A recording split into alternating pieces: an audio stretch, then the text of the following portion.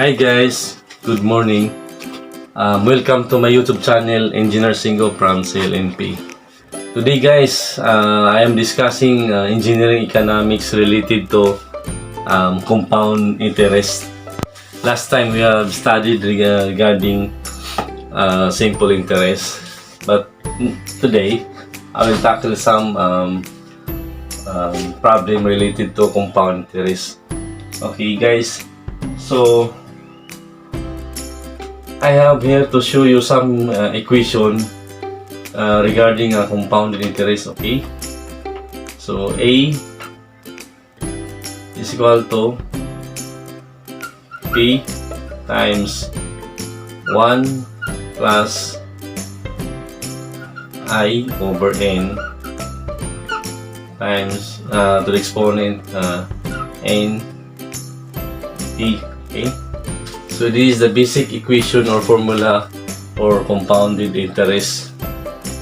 Okay, where A is equal to accumulated amount,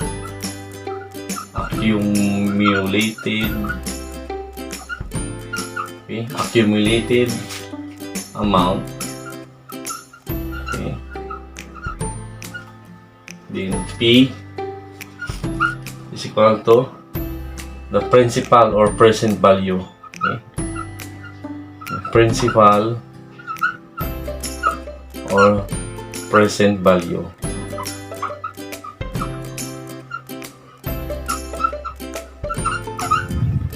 Okay, next is I. I is the interest rate. Okay, interest rate. Okay, N number of periods.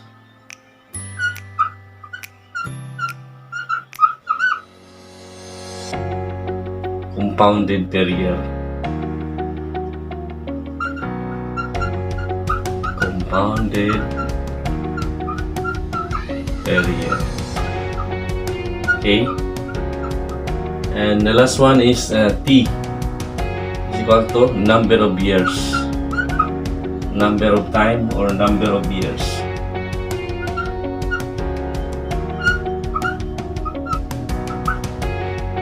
So this is the meaning regarding the compounded interest equation guys. Accumulated or the future value, the present amount, okay, the interest rate, N is the number of periods compounded per year, and E is the number of years. Now to understand further regarding this equation on how to use this formula for compounded interest, I will give you some examples problem related to compounded interest. Okay. 1 minute later. Hey guys, we're back. As I mentioned earlier, I'm giving you some example problem related to compound interest. Okay, so as you can see here guys, it's problem states that Mr. Clyde wants to deposit a money worth 5,000 pesos into his savings account, okay, with an annual interest rate of 8%, and it's compounded quarterly. Now the requirement is how much his money or how much his savings at the end of 10 years. Okay guys, so it's clear here that we are talking about future value or the amount accumulated after 10 years. So applying the equation what we have studied earlier, okay, solution guys.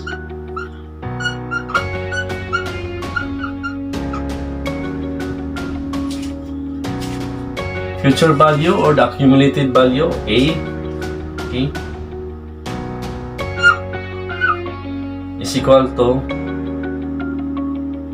P times 1 plus I over N times N times the time. Okay, so how much the present amount or the present value, principal amount that the deposit? It's state here 5,000 pesos. Okay, so 5,000 substitute here. Okay, times 1 plus how much the interest rate? It is given here 8%. Okay, so 8% divided by 100 is 0.08. Okay, 0.08 divided by how much compound period? It's compounded quarterly, so you have to divide by 4. Okay, times number of years, which is how many years at the end of 10 years. Okay, so 4 times 10. Okay, so to simplify this expression, guys, okay, 5,000 times 1 plus 0.08 divided by 4 is equal to 1.02. Okay, to the exponent 4 times 10 is 40. Okay, so let me calculate, guys. Okay, so 1.02 to the exponent 40. Okay, so 5,000 times 2.20 8039,664.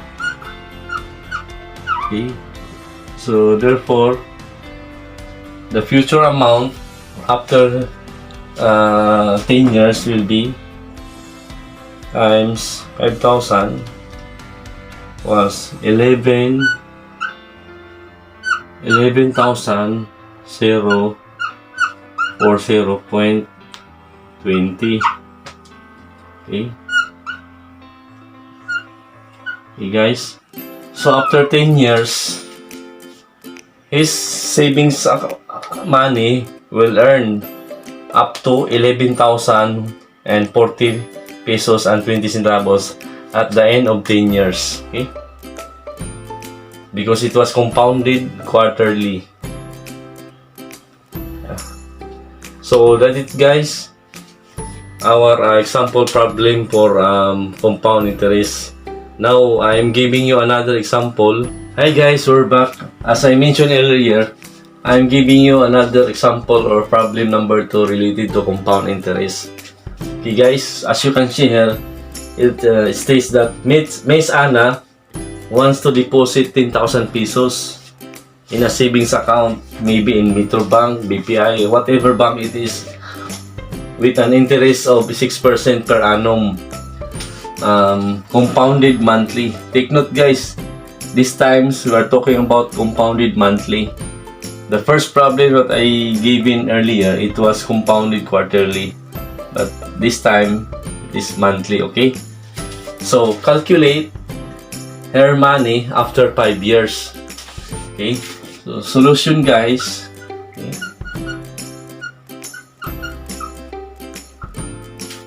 Our equation for compound interest is equal to future is equal to the principal times 1 plus I over n, okay, times n times the number of years. Okay, so how much the principal amount that she deposits? 10,000, okay, pesos times 1 plus how much the interest per annum? 6%, so it is divided by 100, so 0.06. Okay, and take note, guys, it is compounded monthly, so we need to divide this one into 12 months. Okay, since it is compounded monthly, so divide by 12. Okay, times 12. How many years after 5 years? Okay, so let me calculate, guys. Okay, 10,000, okay, and this one is how much? This one 0.06 divided by 12 months, since it is compounded monthly, so Okay, divided by 12 plus 1, okay, is equal to 1.05. So 1.005 rather. Okay, and this one 12 times 5 equals 60. Okay, so to simplify further, 10,000 times how much expression? 1.005 to the exponent 60 equals 1.3488 50 153. Okay, so multiply to the present amount or present value times 10,000 times 10,000 is equal to 13,488 pesos and 50 centavos. Okay, so there will be amount of 13,488 pesos and 50 cents savings after 5 years. Okay, because the interest rate per annum is 6% and it's also compounded by monthly. So this is the accumulated amount after 5 years, 13,488 pesos and 50 cents. Okay guys, so I hope you understand this simple problem. And again, I am giving you another third problem related to compound interest. This time it will be compounded semi-annually. Okay. Hi guys, good morning.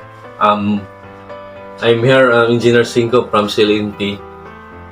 Today guys, I will discuss another example compounded interest word problem related to our discussion earlier. So it is a continuation of engineering economics or compounded interest. Now, I have here example number 4 problem. It states that Mrs. De La Cruz deposit 50,000 pesos in her account, okay, with an annual interest rate of 8%. At the same time, it is also compounded quarterly.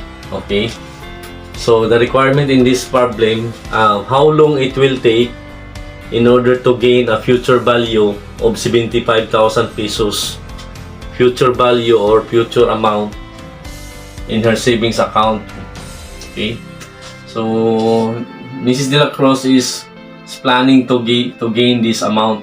Okay, to gain after how many years?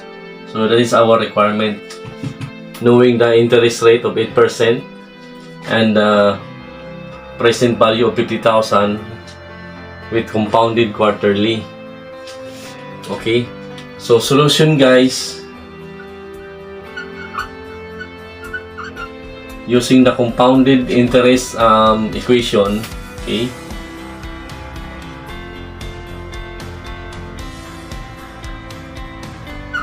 F is equal to P times 1 plus I over N times N times T time. Okay, future value or accumulated amount. This one is a present amount or present worth or value. The interest rate and the number of period and number of years. Okay, so substituting all this given guys, how much the future value Mrs. De La Cruz want after how many years? 75,000. Okay, so substitute 75,000 pesos. Okay, it's equal to how much the present amount which she deposited, which is equal to 50,000. Okay, 50,000. Okay, times 1 plus how much the interest rate? 8%. Okay, so 8% divided by 100 is 0.08 over What is the number of period? It is mentioned there, guys, compounded quarterly. Okay, so meaning to say, we need to divide by 4 the interest, okay, since it is quarterly. Okay, times 4, which is n, times t, which is the unknown. Okay, so to simplify this one, guys, 75,000 pesos, okay, is equal to 50,000 times, how much is one? 0.08. Let me calculate, guys. 0.08 divided by 4 is equal to 1.02 plus 1. Okay, so it becomes 1.02 times 4 times t. Okay, then as you can see, guys, our requirement here is to solve for the t, time or number of years. Okay, so as we studied before, for property of logarithmic or logarithms law, we need to divide this one. Okay, we need to divide this one by 5,000. Okay, before applying the logarithmic theorem. Okay, divided by 5,000. Sorry, 50,000.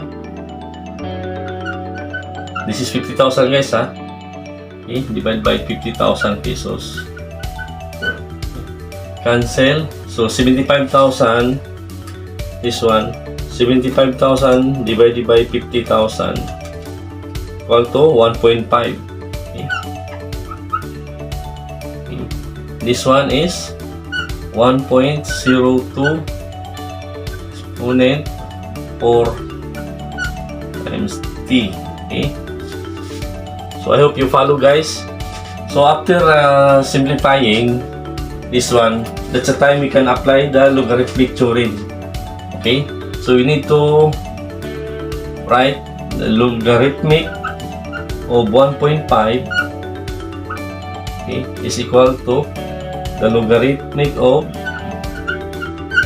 this one, 1.02 to the exponent for t.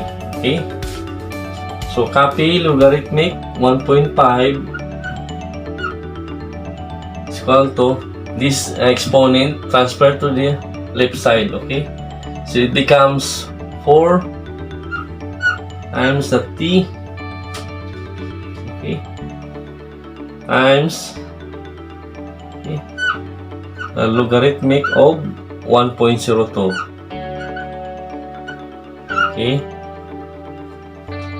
so simplify further, we need to bring down the logarithmic of 1.02. Okay, 1.02. At the same time, you have to divide this one also of logarithmic of 1.02. Okay, so cancel this one. So how much is one, guys? Logarithmic of 1.5.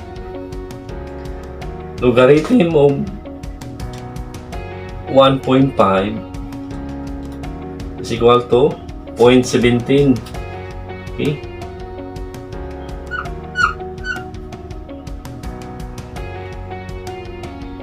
logarithmic of 1.5 is 0.1760912591. And also this one, the logarithmic of 1.02 is equal to 0.08600171676. Okay, so how much is one, guys? Okay. we need to divide this one, okay? 4 times time t is equal to how much this is, quotient? 0.1760912591 divided by the denominator 0.008600171176 is equal to 20. Okay? 0.47531887. So to simplify further, bring down 4. Okay? Divided by 4, cancel 4. So t will be equal to how much, guys? 20 divided by 4. So there are 5.12 years. Okay.